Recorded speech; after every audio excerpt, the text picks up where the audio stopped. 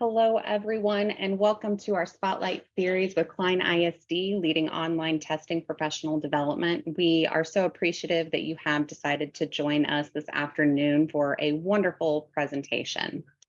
I am Tara, your moderator and the Curriculum and Learning Design Manager here at Eduphoria.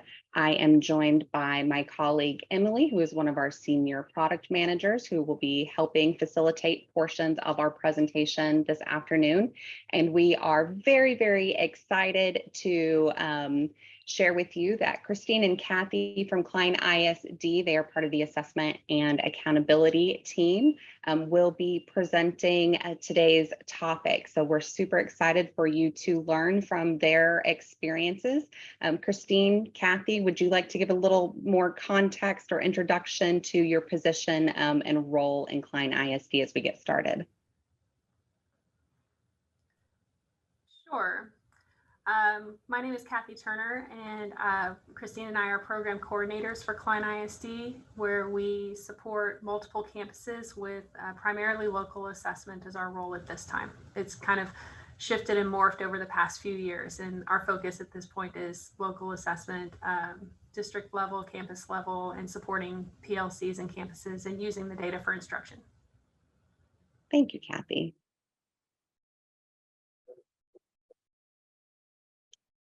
So one of the reasons we are so excited that Kathy and Christine are here with us this afternoon to speak to all of you is they have done a really dynamic job in their district to move from this idea of only supporting through technical troubleshooting avenues and have gained a reputation for being authorities in their area. So they can really help to drive instructional best practices that are connected to assessment. So they've really fashioned a lot of systems that have helped them make this progress, not only at the district level, but across the campuses that they support. And we know with the resources and the ideas that they share with you here today, that if you're in this lane of you're doing more technical troubleshooting and less leading and growing practices in your district, you're going to hear some key takeaways today that you can implement so that you can start to make that shift within your setting as well. So we're super excited to have them here.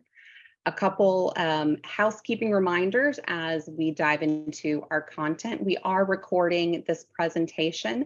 As a registered attendee, you will get access to that 24 hours after broadcast. You can also find the recording on our YouTube channel, as well as additional content on related topics.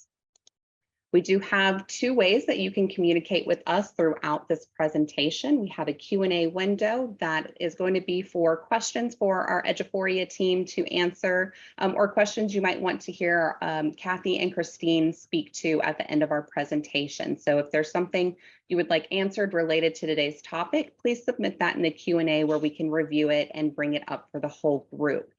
If you would like to engage in some general conversation, the chat is open to you as well. So please feel free to engage there, share ideas, maybe things are relatable that you would like to share as you hear this presentation. And we'll also invite you to answer some general questions in the chat as well. So again, chat for general conversation, Q&A for those targeted questions you would like either an Eduphoria team member or a Klein ISD team member to answer as we go throughout the presentation. So we'll make sure to announce those out if they would serve the general audience. So our objectives as we get started, we will be going over the why at Klein ISD that's really leading this department in the area of online assessments. We'll look at some processes that are currently in place, and we're going to spend some time exploring what are the methods for professional learning that have been implemented and how has all of that been communicated out very strategically, very targeted, to make sure that everyone's getting the right information and they're getting exposed to it the right amount of time so that they understand its importance and can really act on that. So I'm going to turn it over to Emily for just a moment for that first opportunity to engage with us in the chat. Okay, so we like to hear back from y'all and get you talking. And again, you can put your answer in the chat for us. But what is your favorite fall event? So you could say A, meet the teacher, B, sporting events, C, school dance, or D, anything off campus. And, that could be going, I like to go get pumpkins or the pumpkin patch. Any of those options that you love about fall, let us know. What do you like? B and D. I know, I've been excited about football this year. So sporting events has been exciting to me. Off campus, off campus. Very valid. We all need that time away.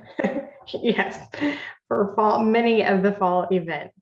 Oh, Monica, I love it. Cooler temps. I've had windows down Yes. as often as possible in the last few days, so enjoying that as well. Pumpkin spice, yes. Yes, sports, I like it.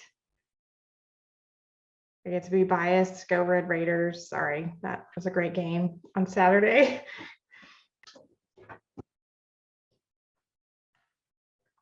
Lovely. All Well, thank right. you all. So we're going to go ahead and turn it over to Kathy and Christine as they lead this conversation and start with a little bit of context in their district overview.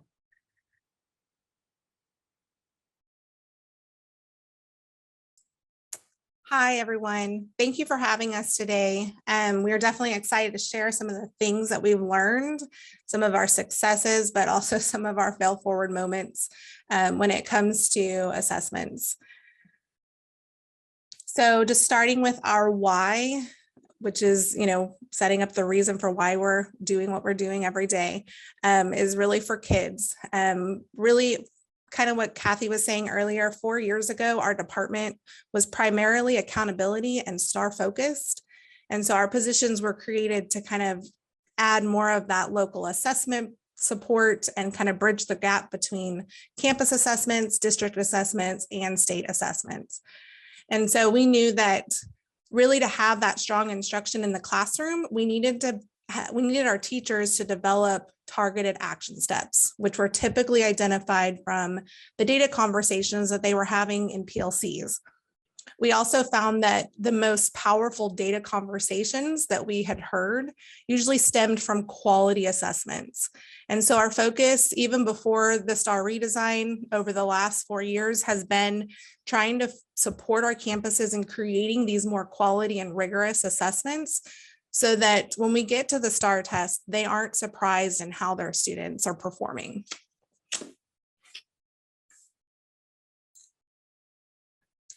So a couple of the challenges that we have kind of faced and we're working to overcome. So the first one being our department primarily trying to, effectively trying to support 50 different campuses, all of different content areas and grade levels, just between the two of us when it comes to local assessment. We really had to focus our communication with our core academics departments and utilize their teams to help distribute these different ideas and best practices for utilizing or in building our assessments. So we collaborate with them frequently to ensure that we are aligned and that we're providing campuses with what they need. The second challenge has been regarding teacher comfort with online testing. So over the last 2 years, we've found that we've had to remind our teachers that our students have been on devices for many, many years, and they have a much higher comfort level when it comes to online testing tools. And so over the last 2 years, we've kind of encouraged a gradual release method at the very minimum. So in STAR of 2021, we had at least one STAR test per campus was supposed to be online. And then in 2022, every grade level had to administer at least one test online, which we ended up really having most of our campuses do full 100% online for STAR. And then our third challenge has been due to that abundance of digital platforms that we have that offer similar assessment creation abilities. So we've had to work with other departments to kind of provide guidance on the purpose behind each tool and kind of help identify what is the data that we need, what is it that we're going to be using it for, and then that will help us determine which tool is going to be best to use. We've also found that just increasing this awareness of Eduphoria tools has really helped teachers see the benefits. They're finding things that they didn't realize, oh, I didn't know that it did that. I didn't know it did this. So kind of moving away from that technical support, like was mentioned before, and more of that, what's the best practices for assessments, and how do we utilize Eduphoria in the best way possible? So Kathy and I both, we love challenges, and we've definitely had to be creative and provide that support and lead this work of change. And we are always looking for ways to reach out to teachers and make sure that we're giving those teachers the best support they need, because they're the ones with the feet on the ground.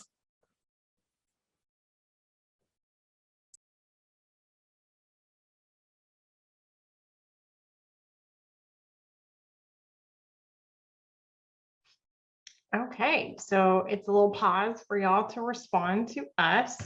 So we would like to know, should new item types be for formative or for summative use? So are you thinking just formative right now in your world? Are you thinking absolutely summative? Are you thinking really C is both? We need it in both places right now.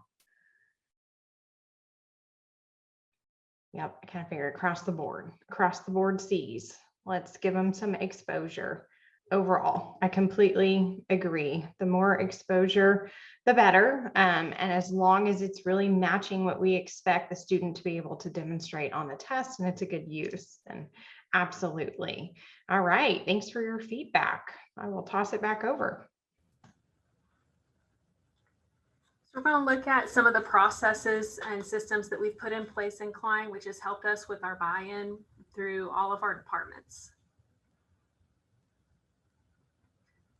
One of our goals this year in our department plan is to support the development of shared language and expectations around assessment. And one of our big focuses for this is through collaboration with our other departments. We've had a high success rate with the alignment across the other departments, and this has trickled down to the campus assessments, because our district assessments then become exemplars for campus assessments.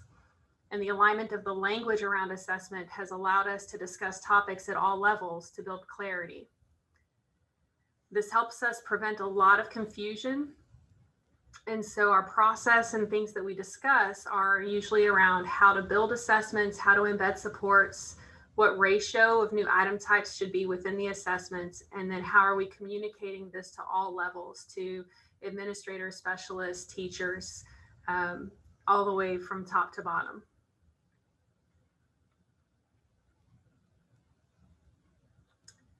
So we started this process back in February of 22 when we began meeting with student services department, multilingual department, and our core academic departments to discuss what our plan for district assessments for this school year, for the 22-23 school year. We talked about the new item types, how many to roll out at a time, and how many should be included on our district quarterly assessments. And we also developed a process for including content clarifiers on our district assessments. The core content area, when they were building their tests, made efforts to include multiple choice items that paralleled the interactive items, because that's going to help us determine, looking at the data, whether a student's having an issue with the content or with navigating the new item type itself. In communicating this information out to campuses as far as what to expect when it comes to our district assessments, we have a document linked into our district assessment calendar that campuses can look at that will tell them which items they will see on our district assessments.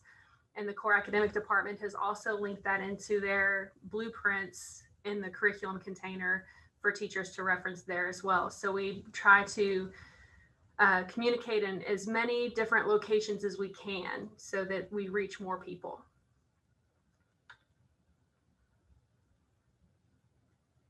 So after these meetings, we then started creating a timeline for how to roll this all out by using backwards design and starting with the end in mind. So for example, we knew that the window for our first quarterly assessment was opening on September 21st.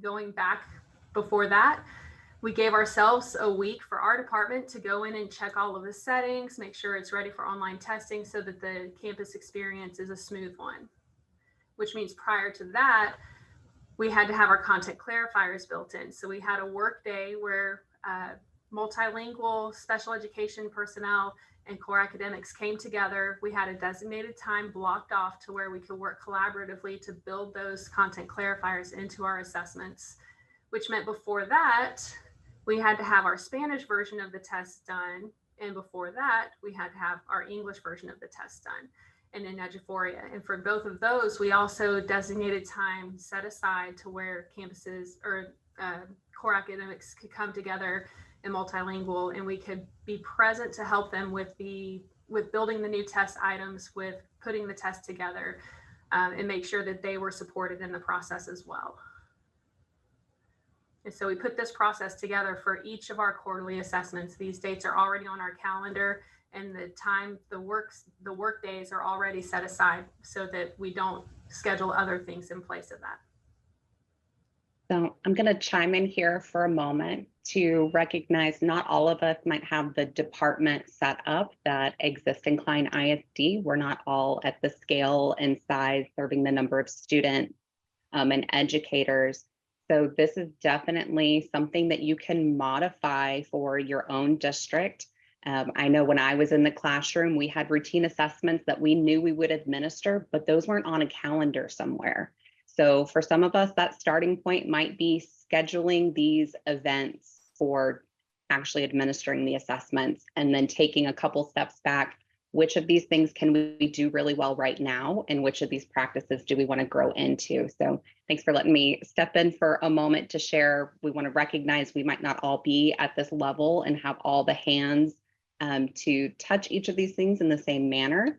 And so really reflect on where you are and how you can modify this with your current setup. Absolutely, and leveraging the personnel that you have that have gifts in each of these different areas. Who are the people that we can tap in to support us in the process is very important to look at. From there, we then started thinking about the campus level and how we were going to be supporting the campuses. So we created some local assessment guidance on using the interactive items. And our guidance started with start small. We don't want to try to eat the entire elephant in one sitting. So we wanted to include at least one interactive item type for every 6 multiple choice questions. And by starting small, it allows us time to learn how to write quality items in this new format. It also allows us to learn how to analyze the data differently, because the data and feedback we get back from these interactive items is different than what we're used to with multiple choice. If you create a test with all of these different items together, with all these different new scoring rules, it makes it very difficult to determine where the students are having issues or what items are quality, which ones weren't so good. How can I fail forward and learn and grow from this? We also attended and offered sessions at specialist PLCs and admin PLCs. We gave them time to explore the interactive items in Cambium so they could become familiar with what was offered for their grade level and their content areas. We demonstrated the use of the items in Eduphoria, and we gave time to reflect on what their next steps were for implementation on campus. And then we made some adjustments at the district level for how campuses can consider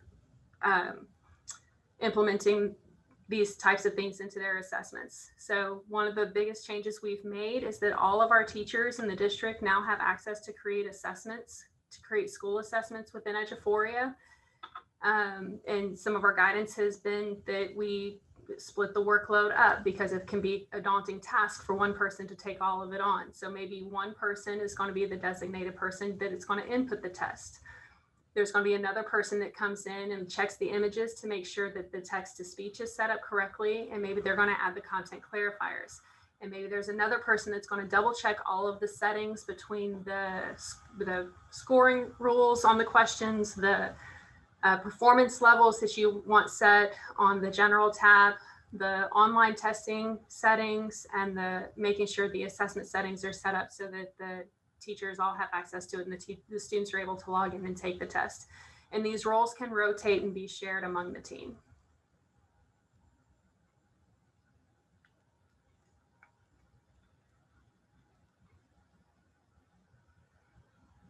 Tara, were you going to talk about this one? Yes. So this was something exciting that we were able to do, was pull some of the information from Klein's site and see really how this transition has looked for them locally. As was previously explained, there were some district level expectations of how many grade levels or how many assessments to start taking online for the STAR assessment. And we also have a little bit of context on the size of Klein. These two ladies are helping to support approximately 50 campuses. And across those 50 campuses, that's 3,000 teachers and over 52,000 students. So a little context for the numbers you're seeing here, because these assessment numbers are in the hundreds of thousands of test entries submitted by students. So we can see over time, there's been a decrease in those paper assessments that are being delivered and an increase in the online assessments. Right now, with the current school year, we're about 32 days of instruction in, and we can already see a significant decrease in those paper-based assessments that are being scored and an increase in what the online assessments will look like by end of year. And when I was playing with this data, finding the best way to represent it for you, also it's digestible because these are big numbers and this is looking at, patterns over time. One of the things I noticed is first we could see a change in the district level assessments, and that transition to online increased. And then we saw following that the campus increase. So I think that really speaks to how the information is being shared across the district, that we're setting some expectations, and then we're coordinating with people at the campus level to make sure that they have the supports in place that they need. They know how to do this well, and they're confident in their delivery of these assessments. So a little bit of context for the numbers you're seeing here. Kathy, Christine, anything y'all want to add related to this?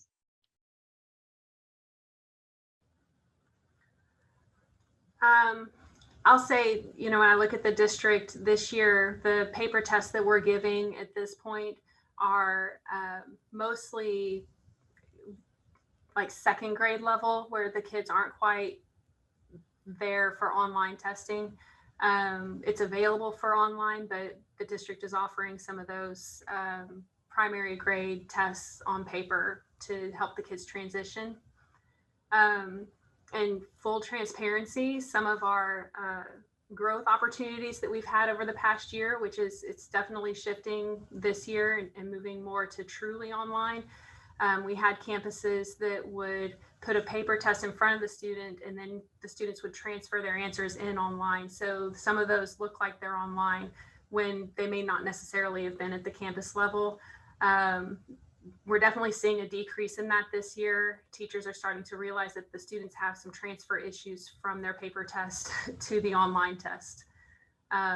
So that's just full transparency. That is one of the growth opportunities that we've been working with over the past year. Kathy, I think that's beautiful framing, that you're finding growth opportunities. And I think as you're incorporating more and more of these interactive items and having that time on task to practice the assessments, you'll really see that shift. So thanks for being transparent and sharing, some additional context for these numbers. And then Emily, want to guide us in our next chat opportunity?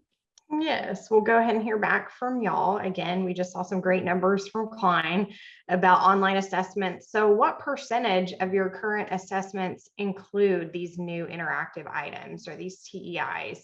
So we gave you some options there: 25, 0 to 25, 26 to 50, 51 to 75, or 76 to 100. Again, you could be in that gradual release model.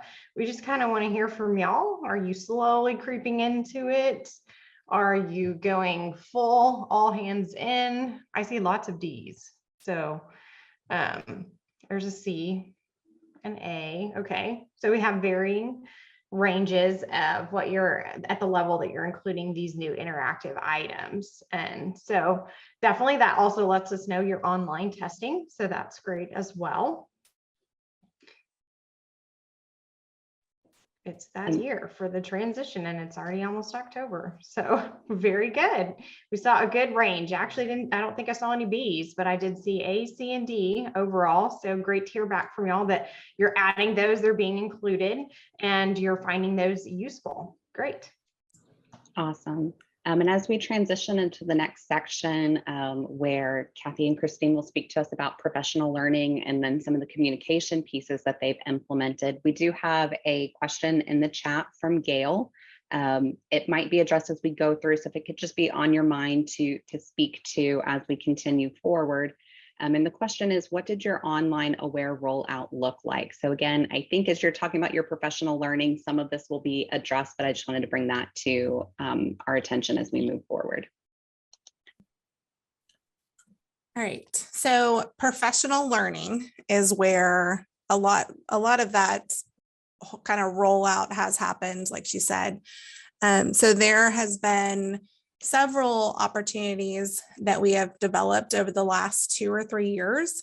And kind of giving some background, we started very slow with maybe 5 to 10 people at one of our sessions 4 years ago. So we've come a long way, and you'll see some of the examples in the next couple slides. But we have held different things from self-paced online courses in our Schoology platform.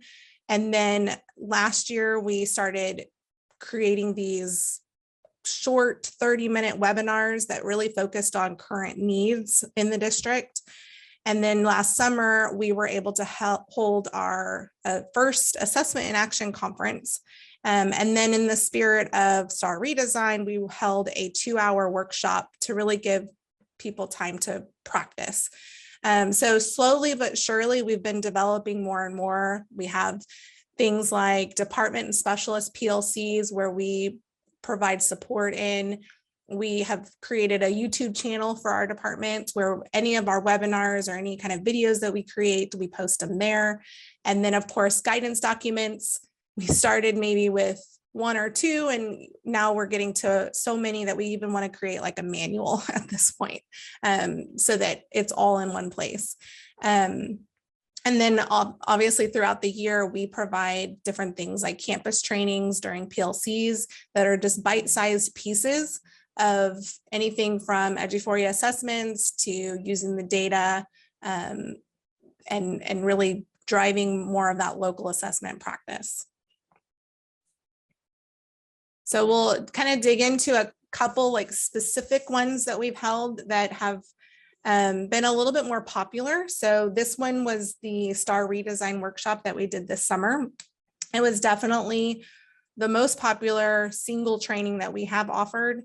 Because like I said before, 4 years ago, maybe 5 to 10 participants. And now this one, we thinking it was going to not be as high of a turnout, we scheduled a room for about 50 people. And we ended up having to repeat it 2 additional times just to ensure that everyone had an opportunity to attend that wanted to attend.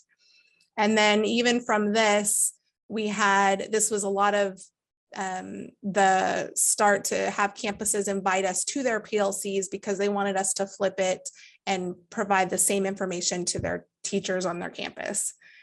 So in this workshop, we focused on what does that STAR redesign look like? What does it include? We looked at how it really looks in Cambium so they can get a good idea of what those new items look like. And then we gave time for the participants to kind of explore and practice the items that were in Eduphoria, and then start thinking about how they're going to develop those questions on their campus assessments.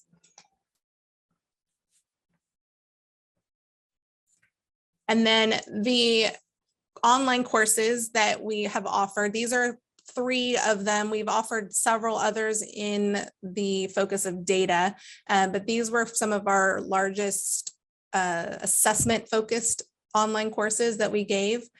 And the intro one is kind of where we started. So 3 years ago, we put together this intro to Eduphoria Aware, kind of giving people and especially new teachers a chance to kind of get an idea of how it all works and what are the benefits and tips and tricks about it. And then from there, we started getting people asking, I want more, we need more stuff about building assessments specifically. So we decided to develop the building assessments course, which all of these courses were opened at the beginning of the summer, and it ran until the start of the school.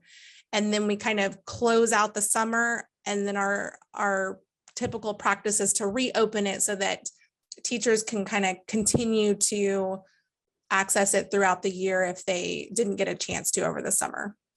And so these courses really have opened up that communication with our teachers, and we've been receiving questions. We were getting feedback and really helping us to identify what additional support our teachers need for in their classroom. And then we were super excited that we were able to put on our first Klein ISD Assessment in Action conference in July. We had different specialists and other program coordinators join us to be able to deliver 12 different sessions. It was a half-day conference this year. We're hoping next year it's going to be a full-day conference, and maybe even with a keynote speaker, we'll see. But really all of the sessions in this conference were focused on how to create those aligned, rigorous assessments, and then providing some learning on how to turn that data into action. So really that pyramid that you saw earlier, where assessments is that the groundwork for what we do with our students in the classroom. So throughout this school year, we decided to kind of keep that same theme. And so our webinars, our assessment in action webinars that we're offering each month. And this most recent one that we had was over short constructed responses, where we ended up partnering with our reading language arts department so that they could kind of share the processes for calibration and how to use rubrics. And then we came in and shared the processes for how to use constructed responses in Eduphoria and know how to grade them and how to read the data from them.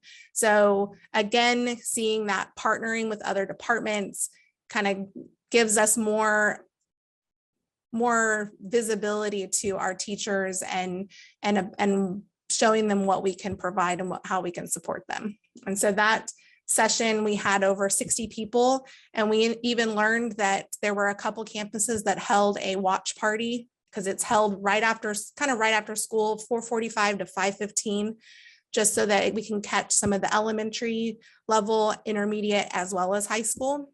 And so we can offer it all at once. And really, like I said earlier, it's focused on whatever that current need was for the district. And this past week was short constructed responses, because we're going to start incorporating those in our QSEs. And so we wanted them to be prepared for what that would look like. I love all the details you're sharing here, Christine. You're responsive to needs, you're partnering with other departments so you can make sure you're bringing in that expertise that exists all around you. So thanks for sharing a lot of those details. Before we move to the next slide, I just want to recap a couple questions that came through in the chat. There was a question about sharing of your documents. So I let the group know that some items are linked in the presentation that will be shared out tomorrow with the post-webinar email. An additional question was related to your YouTube channel that you mentioned. Is that something that's publicly available, or is that an internal resource? I believe it's publicly available. Kathy, I think you set that part up. I did set it up, and as far as I know, it's publicly available. I can double check. And we can link that into that last slide as well, if it is. Awesome, that sounds great. So we'll get that linked up if it's publicly available, and you'll see that in the email tomorrow. And then could you just mention another time, where are you hosting these self-paced courses that you've been providing? In Schoology. So we use Schoology in our district for our students as well as for our professional learning for teachers. And so we just build the course just like a student would attend a course in school. Awesome. Thank you for providing some clarity on those topics. All right, so from all of our professional learning opportunities that we provide, we our number one thing is to collect that feedback. We are a very reflective team, and we'll look at all the things. We'll try not to focus on just the negative, because there are good things that are happening. But we do kind of pinpoint some of those pieces, like, is there going to be more training on how to create this? Or can you provide a video? And we take those and we start creating action steps.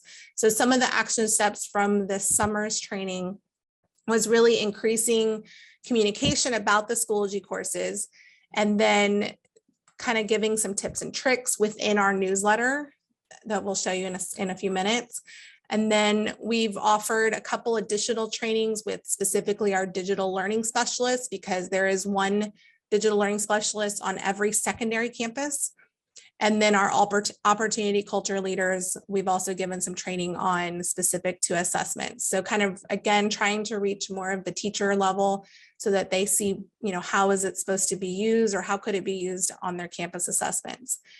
We've had the idea of creating a short video playlist, kind of in like bite-sized pieces. And this is something that we're currently working on. And then, of course, lots and lots of campus PLC visits. At some point, like, we might be on a campus every single day for over half the day at different campuses, giving some sort of flipped training or mini training, or meeting with a specialist to sit down and practice, so that they can then turn around and share it with their teams as well.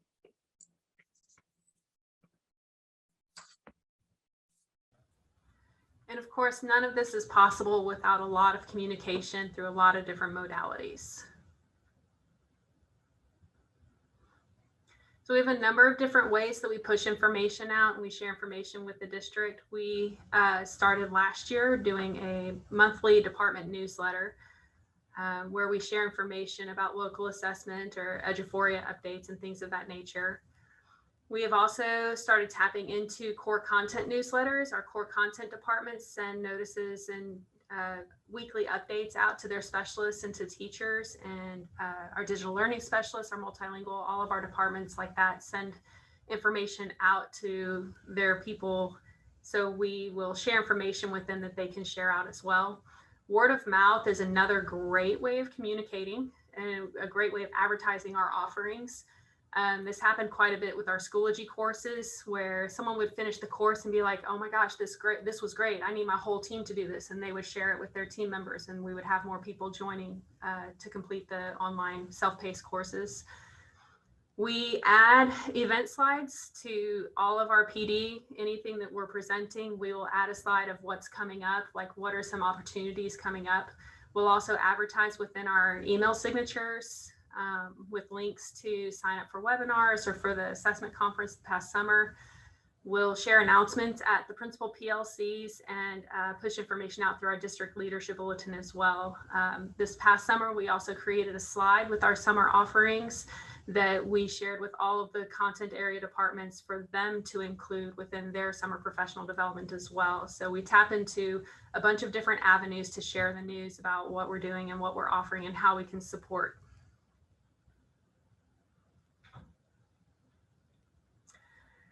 So on this slide, we've linked in a few resources, a couple of resources that we have. We do have an internal website for local assessments as just an idea of a support that we offer, where we have our guiding documents linked in here. We have little videos linked in, a lot of how-to processes involved in that.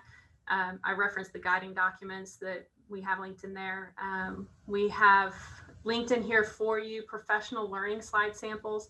So we'll often take a topic like Eduphoria, and any professional development we do around that, we'll dump into what we call a master slide deck, so that when we are invited out to campuses, we have a place where we can pull from real quick, build a quick presentation, and then we're ready to go support the campus. So having all of our professional development in one place is helpful for that. So Christine has put this one together that's got some samples from our Redesign workshop and some sample slides from a training we did with our specialists. And then we also have linked in here our most recent newsletter, our September newsletter, that has a lot of information about Eduphoria updates and best practices.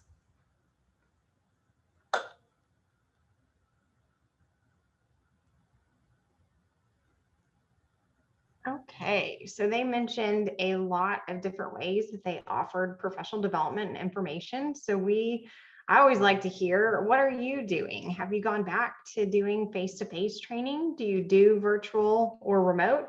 Or are you doing both? I think one of the winning combinations for Klein is they really did offer both. So whatever your learning style was and your schedule was, they very much accommodated. I love every part about that. So I think it makes it very successful when you lend yourself to supporting the people in your district in a variety of ways. And everybody, it looks like everybody agrees pretty much across the board.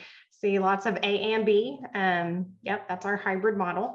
So wonderful, but lots and lots of C. So everybody's kind of accommodated. That is a very positive thing that came from COVID. We all got used to being online. And so now we can choose what fits our schedule and what works the best. All right, and then I was going to bring us all back together with some final thoughts and some moments, especially when I've been working with Klein. I've really enjoyed working with these two ladies. They are a sounding board for me on practices and making sure that everything is set up correctly in the system. And so some of the things that I took away from their conversation today that I think is incredibly helpful is that backward design. We often think about it for instruction, for assessment, and why not think about it for implementing a new change within our district. So they did roll that all the way back in their assessment process. In prior districts I've worked in, we did the very same thing. To get a successful assessment, we have to roll it all the way back with the elements that help support students and allow them to be successful in this new online testing environment. They also had multiple communication points, and they had different groups and varying communications, whether it be a newsletter, whether it be YouTube, whether it be emails. They had multiple systems of communication that allowed them to be more successful and, of course, get the word out, which is great. Tap into all those people that you can in multiple ways. They delivered and supported professional development, like we said, in a variety of ways. So they accommodated their users in both online platforms and in person. So obviously great, what made their numbers increase dramatically. And then one of my favorite things they said is, we have set up a network of people to share the workload by increasing the experience. And so, or the expertise. And so that is amazing. Oftentimes there is one person in the district that is the Eduphoria support, that is the testing support, and that is difficult on everybody. Not to mention, if that person leaves the district, we cry and we don't know what to do. So they have really built that trainer of trainer models, and they have made sure that there are multiple people out there that can be that expertise and help support their people. And then it's not a heavy burden on everybody. So I absolutely love that. We need to take that into practice pretty much everywhere. And again, they also collected feedback. So these ladies are amazing, and they didn't just say, we're just going to throw all this information out there and we're going to touch as many people as possible. They took the time to say, what is your feedback? How can we do this better? How can we be better in our practices and helping to support you? Which is obviously just admirable that they took the time to make sure that they're putting their best foot forward and giving teachers their very best. So something that I appreciate about these ladies as well.